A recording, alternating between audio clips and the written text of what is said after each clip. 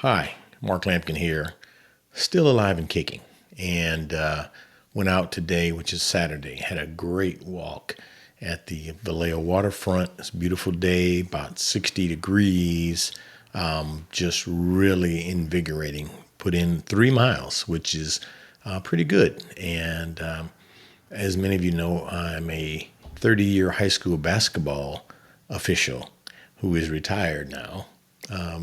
Even before COVID, I had retired. And a 32-minute high school basketball game, which is 4 8-minute quarters, is about 3 miles of running. And so always had me in really great shape, but I miss it. And so my goal is to get back out there on a regular basis and walk. Also want to just share today that I saw something that disturbed me while I was out. Walked into a, what do we call this? I want to call it an antique store where, furniture and old photos and things of that nature that people have through on consignment or what have you, to make available for people to purchase. And wandered back into an area where there were books and saw a book that just, as I say, disturbed me. And so it's right here. You'll see. And the challenge with something like this being promoted, because it was put on display, it wasn't something I had to look for on a shelf.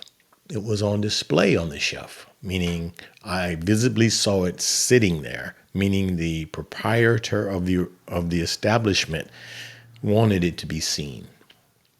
And so I felt it better and wise for me to walk out of there before I say anything. But I took a picture of it, as you see, and just really, it struck home again as to part of the reason we are having such issues around our nation.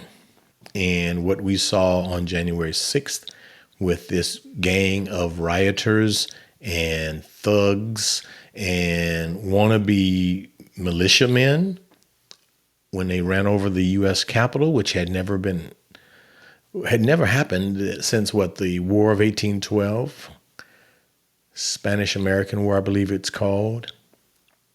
And so now we have people who still wave a Confederate flag, still believe that the way of the South is imperiled today, but they lost the war.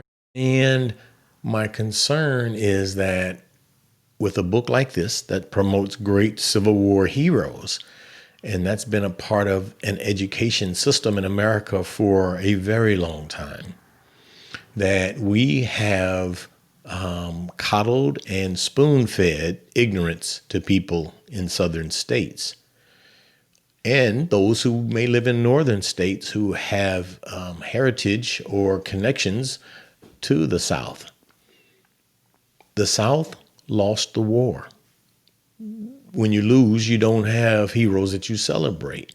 You don't get to continue to wave a flag that really promoted ignorance and slavery and Jim Crow later after slavery ended.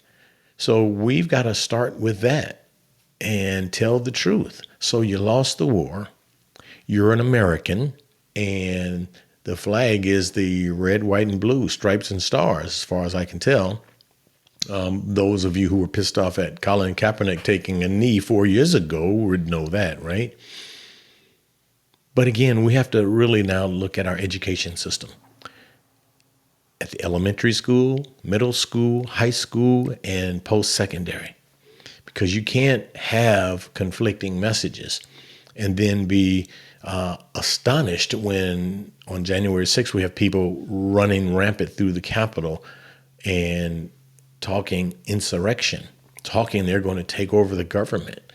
So this is where we start, as always, with education.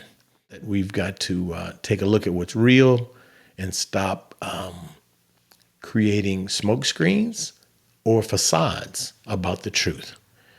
Because when we do that, we end up with a Donald Trump and his crazed minion followers. So do me a favor Click the subscribe button so I'll know who's here as we grow this channel to provide pertinent information about a number of subjects that we know are important.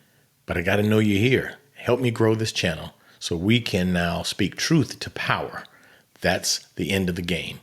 And as we say here at Still Alive and Kicking, we're paving the road we're traveling.